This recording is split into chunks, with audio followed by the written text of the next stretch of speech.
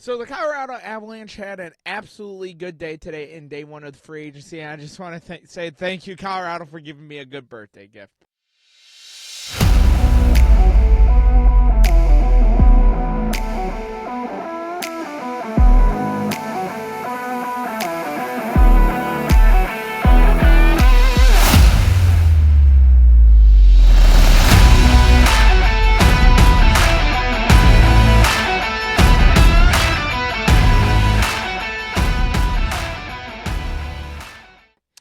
Yo, YouTube, what's going on? It's your boy, Rocky Mountain Hockey, and today we're going to be breaking down the Colorado Avalanche free agency day one moves, and let's get right on into it. We're going to start up with the biggest news of the day from the Colorado Avalanche, and that is the re-signing of Jonathan Drouin on average for a $2.5 million, 1 year, $2.5 million.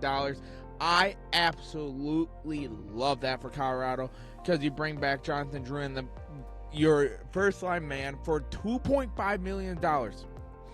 When you saw guys like Jakub Trenin and many others get deal with the Wild, Sean Walker get deal with the Carolina, and many others from the fourth line get more money per year compared to Jonathan Drouin, who really, and I mean really, took a discount deal to be with the Colorado Avalanche. And with Colorado, Jonathan Drouin found resurgent with his friend and buddy since growing up in Nathan MacKinnon on the first line, because he has had a resurgence since his 2018-2019 year with the Montreal Canadiens.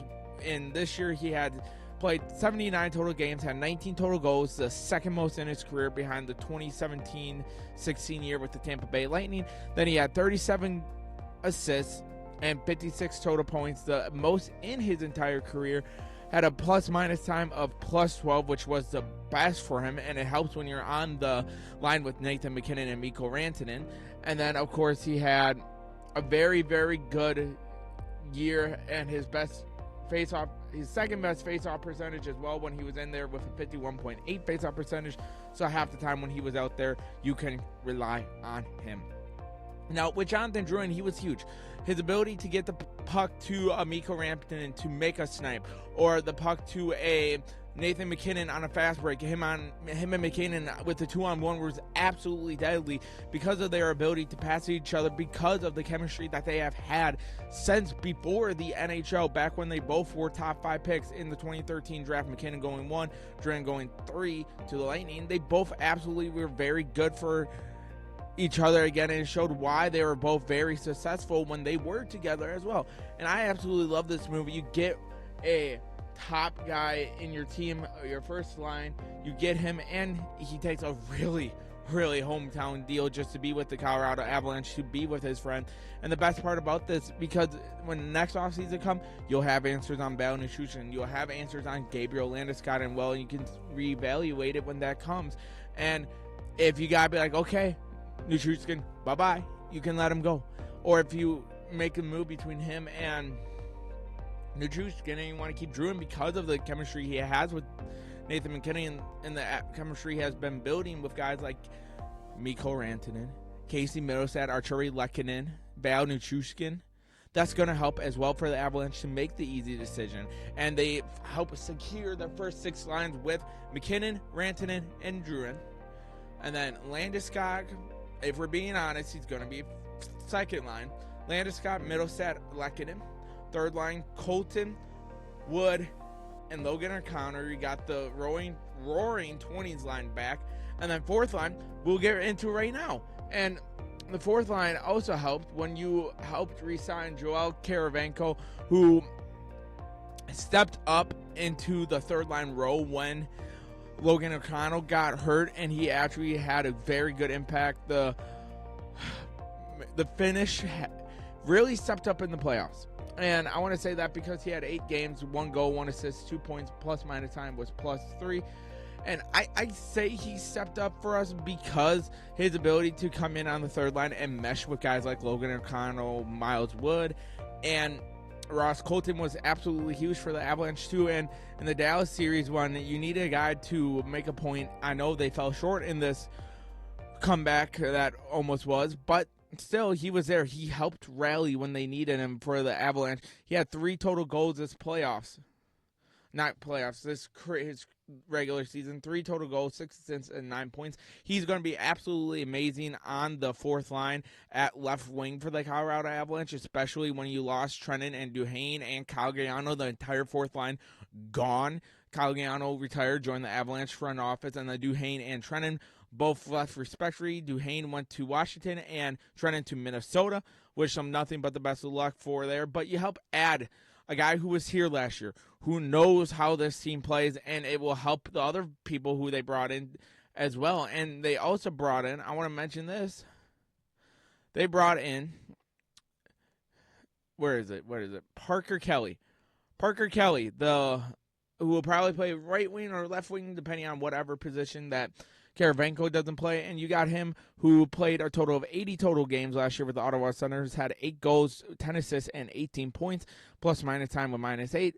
But that is a very good thing to add to the fourth line, is a guy like Parker Kelly, who Ottawa had nothing but love. He would fit perfectly in this fourth line with the Avalanche and help give them depth when you are going to be facing mismatches. When, for example, versus Nashville now, with their very good team, you have a fourth line mismatch, and if you can have a guy you trust, like Parker Kelly, like Joel Karavanko, that's going to help you as well in this league, especially in the West, where it's getting more and more difficult because you still got the Stanley Cup runner-ups in the Edmonton Oilers. You still got the Dallas Stars, the Winnipeg Jets. You got now an up-and-coming Chicago team, an up-and-coming team who's going to be trying to add shots at you in Utah, who had a very good free agency.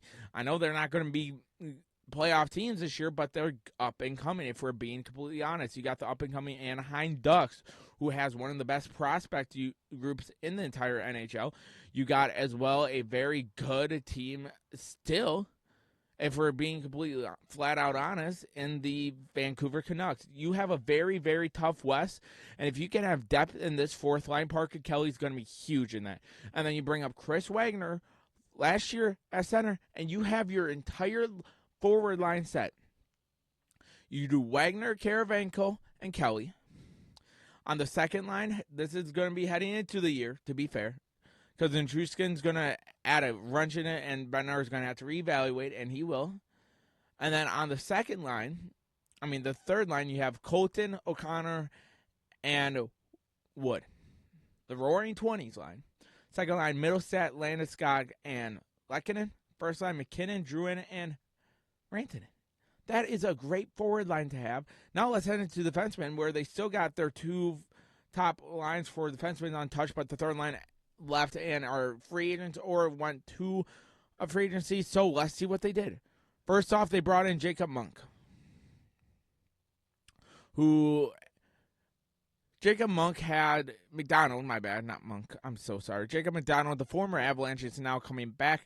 His time with the Colorado Avalanche, he played a total of 33 games in his last year before they shipped him off. He only had 2 assists and 2 points, but he did have a goal with the San Jose Sharks. I absolutely love this move for a fourth-line defenseman because you're bringing in a guy who knows how the Avalanche plays, who has experience with some of the guys like McKinnon, Rantanen, Landeskog, who the locker room already knows, the coaching staff knows. And then last year, 34 games played, 7 goals, 2 assists, and 9 points, which basically is one of his best years that he had, like, shooting-wise. And then, of course, assist-wise was his 2020-2021 year with the Avalanche.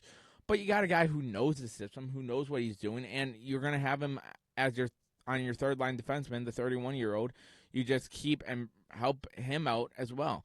And then, of course, he brought in my other favorite move, Calvin DeHaan from Tampa Bay on the 1-year, $800K deal.